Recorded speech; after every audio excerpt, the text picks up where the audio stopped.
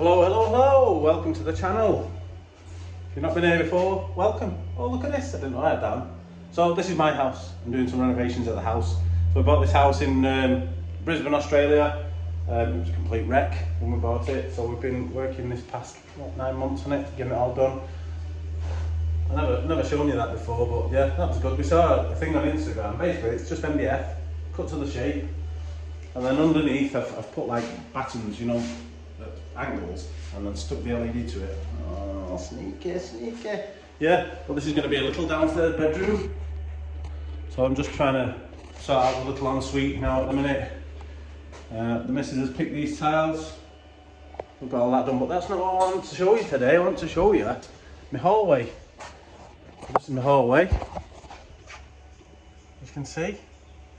I tell you what's big over here, they love big doors. So we've gone for a 1200 wide door, which is a fucking big door. Yeah, I mean 900 looks big, but we went for a 1200. Ignore the stairs outside because this is a type 2 Queenslander it's classed as. So usually people live upstairs. This used to be the garage area, but so that used to be the garage. So we've just sectioned it all off. This is going to be my utility room.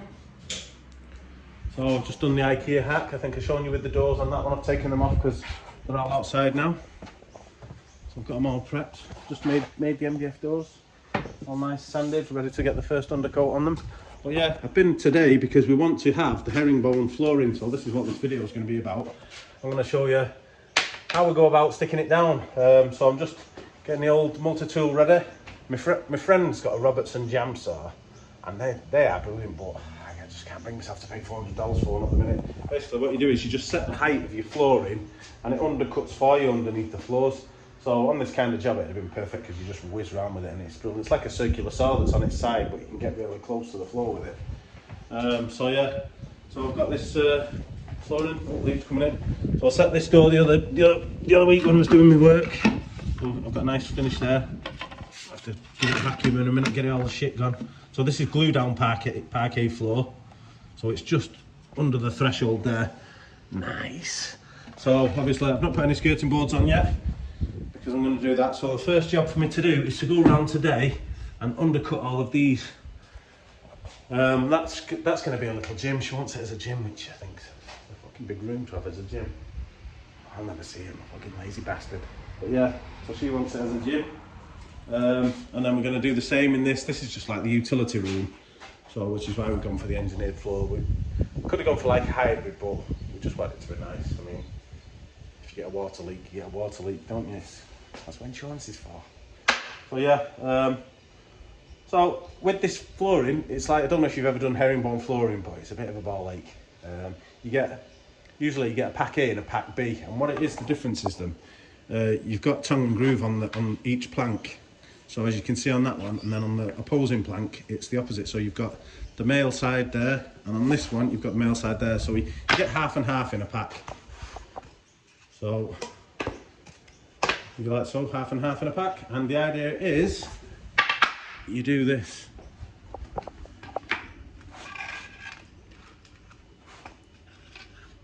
Yeah, so you keep the male part on the male side, female there, and then the next one will come along and it will be male, female.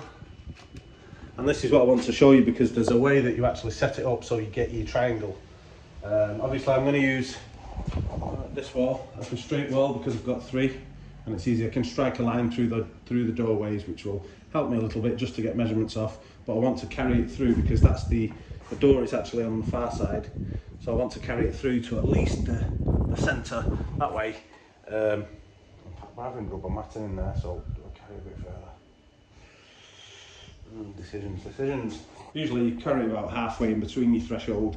That way, when you come to put your threshold strip down, if you have carpet in another room, it just gives it a nice cover. So yeah, I think it's going to be a nice match. She's gone for that colour, so oof, look at that. Not a bad guess, was it? Not a bad guess setting that. We weren't actually having this. That's not a bad guess at all. That'll do me. That's one thing I don't have to undercut. Nice. That'll do. That'll do. Yeah, we were having tiles because we found some tiles, and they were called, I think they were coffered tiles, and it's like a wood effect tile with all pieces around it, but they wanted, was it 3 or 4 months to get them in? So I said, oh, not too long, that can't wait that long. We need the hallway doing, so yeah. So I'm going to set some stuff up, I'll string a line, and I'll show you how you build these triangles. Now, the easiest way to do this is obviously like so, but so we don't wreck the plank, just turn it upside down, and then keep it flat. So we'll do it that way. Keep it flat.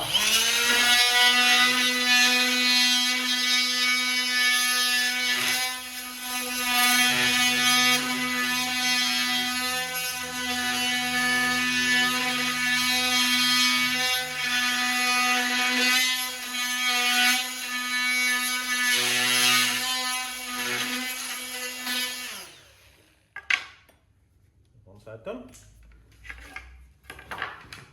Nice, nice, nice.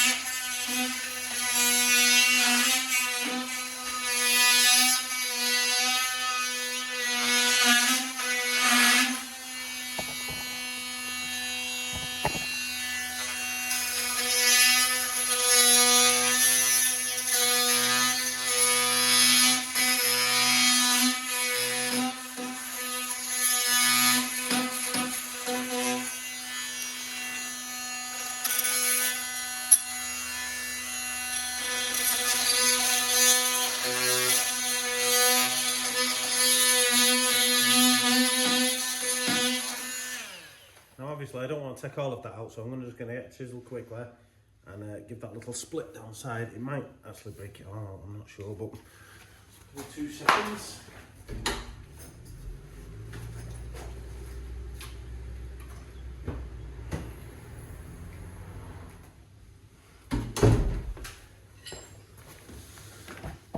So I want to take it about halfway.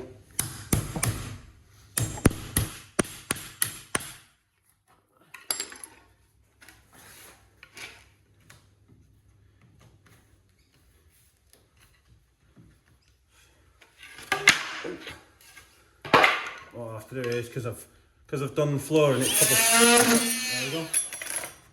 So, hey presto. So like I say, I don't want to take it all the way out because the floor's going to fit inside.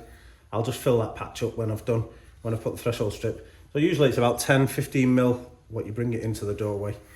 Just depends how far you want to do. So basically I'm going to do this to all of the door casings. I've got this one to do, that one to do, that one to do, that one to do. Over there, that slab that you can see now is going to be broken out, and that's going to be our kitchen area eventually, hopefully this year. So yeah, so I'm just going to get these bits done. No point in you losing your eardrums. So I'm going to crack on with this bad boy and get these out. Hello, we're back.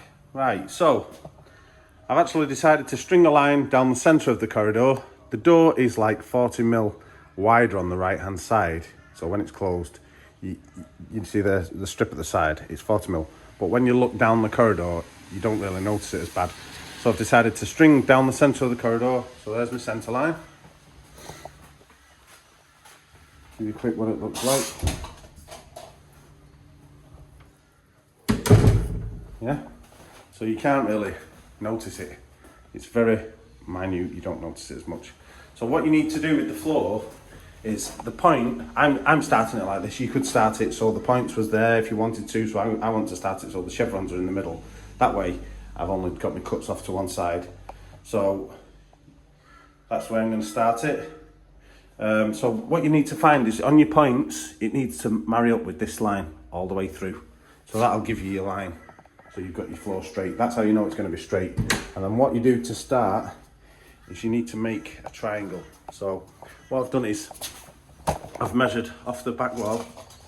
I'll straighten you up. So I've measured off the threshold. So it's 450 millimeters. You can choose anywhere really, but what you want to do is you want to make this triangle. So I need a little piece to go on the end, but that'll be fine. I just want to use as much timber as I can for it.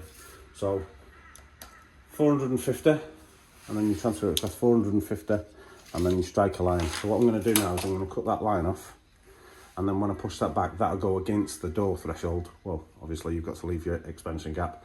So I'll leave the expansion gap against the threshold, and then that's where you start from. So I'll set those in place, put some packers behind it, and then you can give it like 10-15 minutes or something, let it go off a little bit so they don't move, and then that gives you something to push against. So yeah, so I'm going to get this cut now, and I'll show you how I do it. So I'm going to be using my trusty old Maffel plunge saw. If you've not got one of these, I suggest you get one. Forget all the other brands like Shitwacky and all them, bringing them out.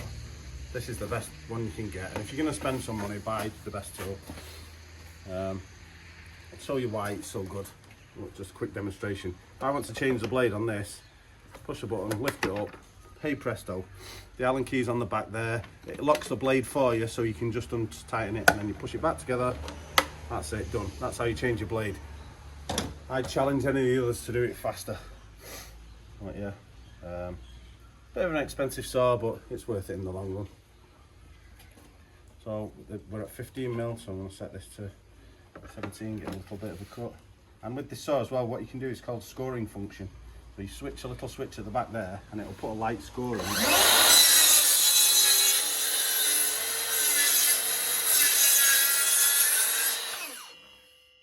Scored the top, and it's good for like laminate, melamine, that kind of stuff, and then you can do your full cut on that.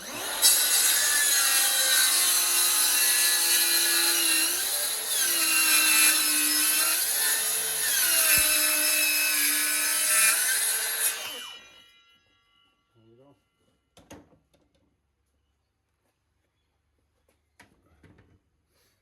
So I'm going to keep these bits because I can try and use them in smaller parts. As you can see there, come here, let me show you. So, as you can see with the scoring function, it's give it a nice clean cut. No chips on the edges, which is nice. So I'm going to pick that back up now, transfer it inside. Let's go. That's why you tip it all together like that, it's nice and easy for you to carry.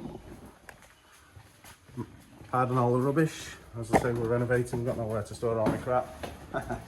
Ah. I'll stick you there for a second. And then there's what we've achieved. So that's what we're going for. Like I said, I'll bring it off a little bit, just to make sure that you've got an expansion gap there, and then we can work our way, start working it in the sides, working it up the sides. More than likely, I'm going to cut the rest with my chop saw. Obviously, you can't do everything like that. It'll take forever with a circular saw. So I'm going to get that section set, cut that little piece for there, because that one's going to be an off cast for this one. I'll get that done, and I'll show you as we get going. There's the first bit. So obviously what you want to do is I've left the skirting boards off, because unless you're really good and you really want to be precise, you're going to make the gaps all the way nice and neat along the sides. So the gaps that they've been advised, they've said, because it's engineered, it won't do much expansion and contracting, but everything I've read says give it between a 10 and 15 mil gap. So I'm just giving it enough gap, so I've got enough cover. So like these little pieces, obviously they've got to fit in, so I'm giving it like an 8 mil gap, and then I've given it a tighter gap at the toe there. If that tightens up, I can always cut that out, but once these are done and they're underneath the skirting boards, you can't. But that one, I want it to be a nice tight finish, because I'm thinking about putting a nice metal trim on there. But basically what you want to do is you want to do it just enough so you've got cover. So enough cover so it doesn't shrink and expose. And like these, they've got a good 5 mil under them. So, and then obviously once this is done, I'm going to cork that up again. Just give it a bit of a silicone so no dust gets trapped under there, that kind of stuff. But yeah, so the offcuts from this side are going on this side, but remember when I said that side's slightly bigger, that's what it's caused. But as long as it's in the centre, I'm happy with it, it looks nice. we're staying on our line. So that's the main thing. So what I have to do is I have to start at this side, and what I'm doing is I've marked a few because they're all going to work out roughly the same size because the hall's the same width.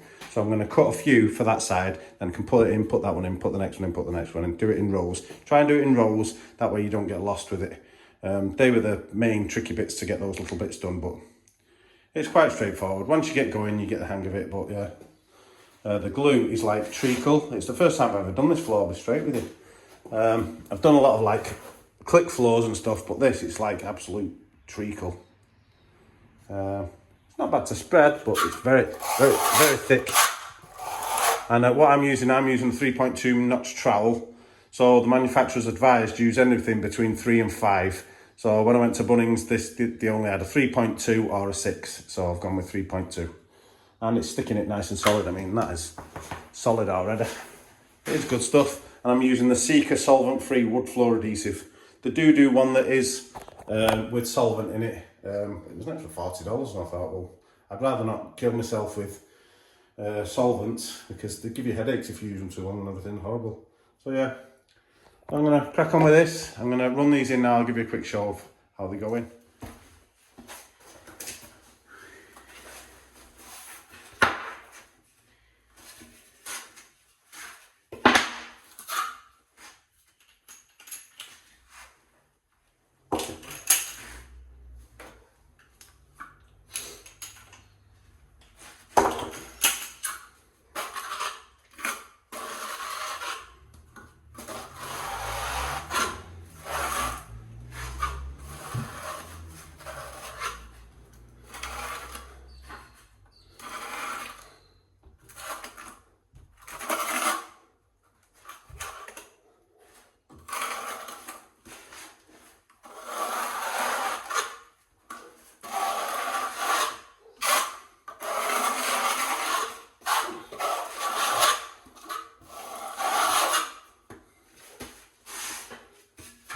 First one in.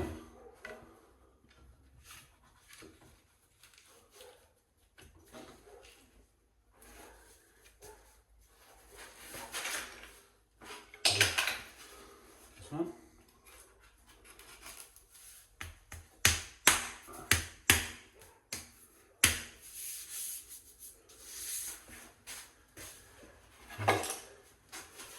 This one.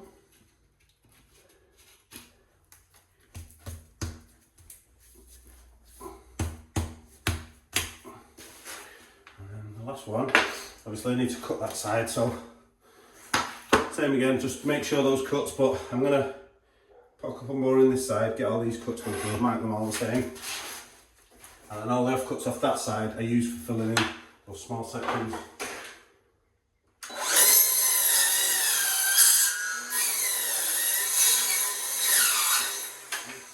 Because of the way I've cut it as well, I've positioned it, you're going to get a 45mm cut on every side, so that's working out quite nice.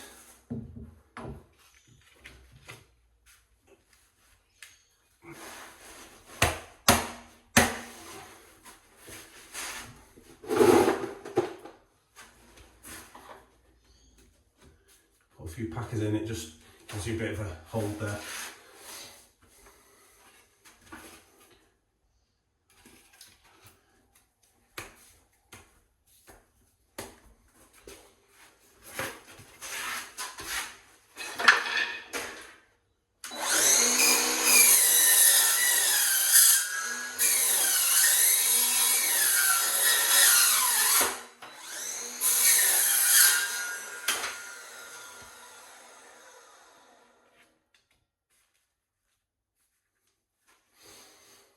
So yeah, basically that's it. It's nice and easy to do. Just keep all your bits. Oh, don't get glue on the top. Not good, not good. Just keep all the joints nice and tight as you can. Obviously you can't pull it in. We're not using ratchet straps or anything because it's not a solid wood floor. But gaps, you're going to get a few gaps because it's wood. But it adds to the effect anyway. Just don't be big gaps. Want nice tight joints.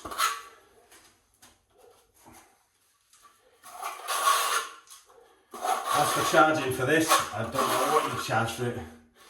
I suppose I'd just do it on probably an hourly rate that you're happy with, because it's very time consuming. I've probably been doing this for an hour. So, well, if you're doing it day in, day out, you get faster and faster, but obviously I don't do it day in, day out, so plod along, do your stuff. So yeah, that's how it looks. It's going to look nice and bonny. So, leave me to it. I'll get a bit underway. I'll put the music back on, and I'm not allowed to play music on here because YouTube give me strikes. So yeah, I'm going to get the music back on, and I'll show you when I get to the door casings how we get around those. So, here's where it comes into play with the undercut. So what I've done is, I've took a triangle out, a small triangle out, and then I've slid the piece of flooring in, and then I've drawn around where it is, where the floor is. So now, what I can do is, I've only got a small gap, so I can take this at least to there. So I'm just going to jigsaw this piece out quick. 1 second, you wait there for 2 seconds.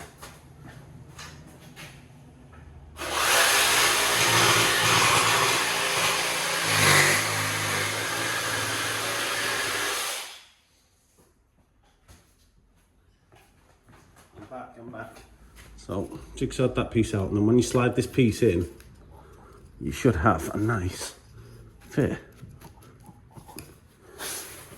There you go. So basically that's how you do it. That's what the undercutting's for. And what I'll do is on this piece, I'll put all these pieces in, then I'll just multi-tool all the edges off so it's a nice straight edge. That's why I said you want to give it a bit over, so I'm going to bring it up to, say, that section, about 10mm into the door, into the threshold of the door, and then I'm going to put all these pieces in. I'll just fly them all through now, so all these pieces can be full pieces going through, and I'll just cut them off with the multi-tool once it's done. So we're getting there. I'll be under that piece like I showed you before. That piece just falls nice, it goes straight under, so yeah, that's not bad. And then I'll show you again on this piece. It's the same kind of principle for this, except obviously you're doing it into it that way. So yeah.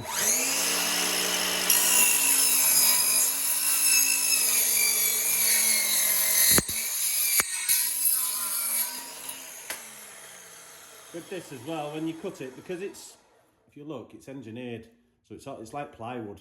So when you cut this, sometimes it can spring because it's resisting each other. This is why it doesn't shrink and expand as much, because they put the ply different directions, so it doesn't all pull in one direction. So that's why it's quite good. But when you're cutting it, sometimes it can pinch your blade. So if you do it in a few cuts, then it's not as bad. But basically, these are going to be all your little triangles for down the side. So, all your triangles for down the side. So what I need to do is cut this one now, and I slot it in because I can't get it under that. See how it's finishing underneath? So it's there. And then this part, I've come up to this part, so that looks like I'm going to have to notch the back and slide it in. But yeah, let me get this and I'll show you how you get that one in. So this one, I'm putting it in a bit like that, not all the way. And then when I get, oh, that one looks a bit, that one's had a fucking bash now. Let's swap that one out. It's good glue. Jesus, that's solid. Oh. So, I didn't notice that before, but see the corner how it's rounded off? You'll notice that in too, so I'll try and use that one on the cut somewhere.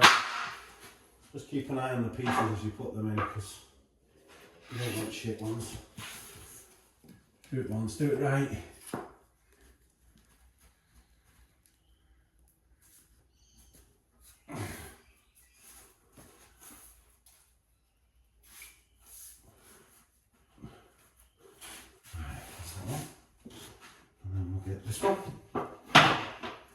So on this again, it's the male into the female corner.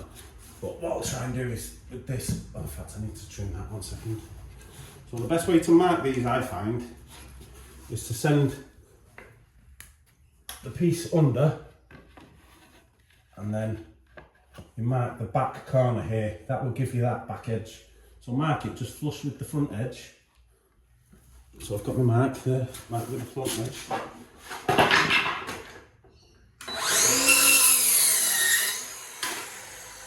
And that gives you your cut for there. So when pull that out bit, that side in, and then you join these two together because they're a bit hard to pull in. Once they're in. Jeez, come on. They don't want to go together. So see how you push them together now, and then when you push it in, it slides it in nice. Because like on those ones up there, you can get the screwdriver behind and you can wedge it out to bring it nice, but you can't on these bit. So I'm gonna just get a wet wipe and wipe that glue for Gemma, my missus will kill me.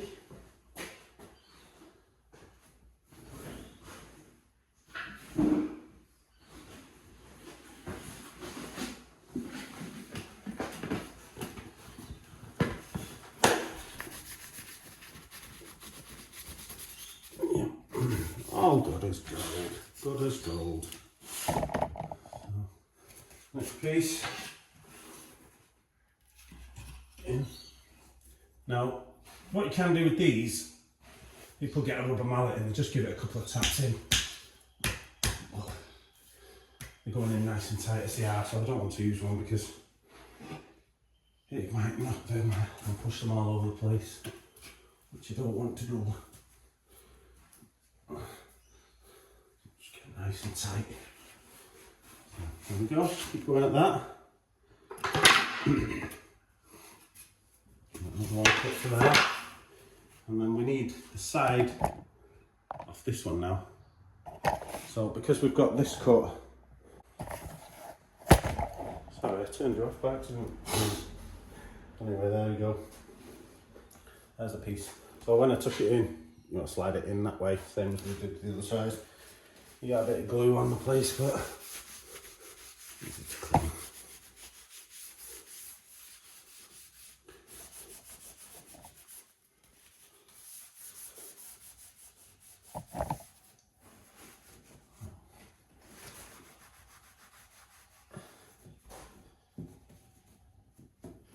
So, you get what I'm saying, try and get it as close as you can, as tight as you can. Especially on those bits that are going under the floors. It's coming out nice anyway, I'm happy with it. Nice.